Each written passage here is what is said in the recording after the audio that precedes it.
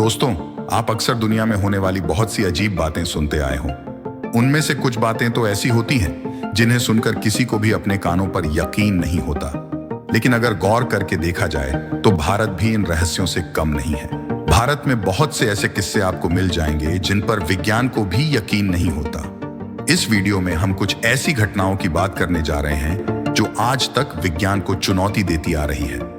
वैज्ञानिकों ने ऐसी घटनाओं पर रिसर्च भी किया, लेकिन अंत में उन्होंने भी हार मान ली। स्वागत है आप सबका एक बार फिर से नॉलेज तक यूट्यूब चैनल पर। चैनल पर नए हो तो सब्सक्राइब जरूर करना।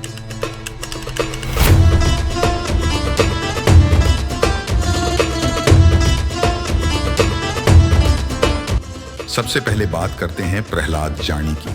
प्रहलाद जानी, जिन्हें माताजी या चुनरी वाली माताजी के नाम से भी जाना जाता था, यह एक सन्यासी थे। इन्होंने दावा किया कि इन्होंने पिछले 80 सालों से अन्न का एक टुकड़ा भी नहीं खाया है। इनका मानना था कि मां अंबा देवी ने ही उन्हें जीवित रखा है। ये गुजरात के रहने वाले थे और इन्होंने 7 साल की उम्र में ही अपना घर छोड़ दिया था और जंगल में रहने चले गए थे। इनका कहना था कि जब भी वे पानी पीते थे तो देवी की अनुमति नहीं होने के कारण उनका पानी गले से उतरता ही नहीं था। इस कारण उन्होंने 80 वर्ष तक किसी प्रकार का अन्न ग्रहण नहीं किया। मामले की जांच करने के लिए 35 डॉक्टरों की टीम ने उन्हें गुजरात के एक अस्पताल में 15 दिन तक सीसीटीवी लैस कमरे में बंद रखा था। आखिर में उन्होंने भी मान लिया कि बिना कुछ खाए पिए प्रहलाद जानी जीवित रह सकते हैं।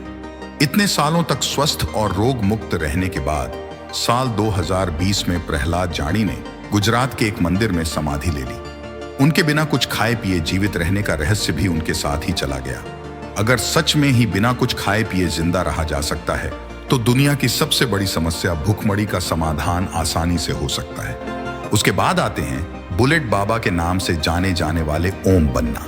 सन 1988 में राजस्थान के पाली जिले में ओम सिंह राठौड़ नाम के व्यक्ति बुलेट बाइक पर अपने ससुराल से वापस घर जा रहे थे। दुर्भाग्यवश रास्ते में खड़े एक पेड़ से टकराने के कारण उनकी बुलेट का एक्सीडेंट हो गया। एक्सीडेंट होने पर घटनास्थल पर ही उनकी मृत्यु हो गई। थोड़ी देर बाद घटनास्थल पर पुलिस पहुंची और बुलेट को पुलिस थाने ले आई, लेकिन अगले दिन वह बुलेट उन्हें पुलिस थाने में नहीं मिली। ढूंढने पर पता चला बुलेट उस एक्सीडेंट के स्थान पर पहुंच चुकी थी। फिर वापस अगले दिन उस बुलेट को थाने में ले जाया गया, लेकिन 2-3 दिन तक वह बाइक बार बार रात को गायब हो जाती और घटनास्थल पर पहुंच जाती। चौथे दिन पुलिस वालों ने बाइक को लोहे की चैन से बांध दिया। फिर भी वह चैन अपने आप खुल गई और सबके सामने बिना किसी के चलाए अपने आप चलते हुए उस एक्सीडेंट वाली जगह पर पहुंच गई। इसके बाद पुलिस वालों ने भी चमत्कार मानते हुए बुलेट को वहीं पर रख दिया। उस घटना के बाद वहां के ग्रामीणों ने ओम बन्ना का मंदिर बनवाकर वहां पर उनकी पूजा शुरू कर दी। आज भी आए दिन उस स्थान को धार्मिक स्थल के रूप में पूजा जाता है और मेले भी लगते हैं। एक्सीडेंट का वह एरिया राजस्थान की सबसे बड़े दुर्घटना क्षेत्रों में से एक माना जाता था, लेकिन जब से ओम बन्ना की पूजा शुरू हुई है वहां पर एक भी बड़ा एक्सीडेंट नहीं हुआ। ओम बन्ना की पवित्र आत्मा आज भी वहां के लोगों को अपनी मौजूदगी का एहसास कराती है और आज भी रोहट थाने के नए थानेदार ज्वाइनिंग से पहले उस मंदिर पर धोख देते हैं। पूरे राजस्थान में ओम बन्ना को गाड़ियों के देवता के रूप में पूजा जाता है। उसके बाद आते हैं दिल्ली की रहने वाली शांति देवी पर। शांति देवी जब केवल 4 वर्ष की थी तब से वह अपनी माता पिता को कहने लगी कि उसका घर यहाँ पर नहीं है।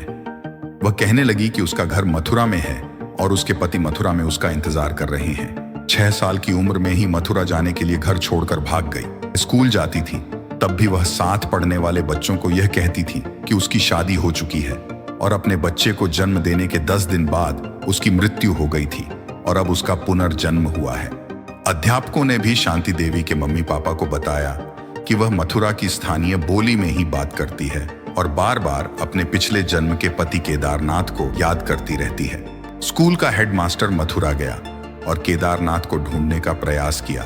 उसे केदारनाथ भी मिला और यह पता चला कि उसकी पत्नी की अपने बच्चे को जन्म देने के 10 दिन बाद मृत्यु हो गई थी।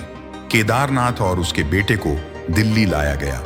शांति देवी के सामने उन दोनों को अलग अलग नाम से पेश किया गया, लेकिन शांति देवी ने उन्हें देखते ही पहली ही नजर में पहचान लिया।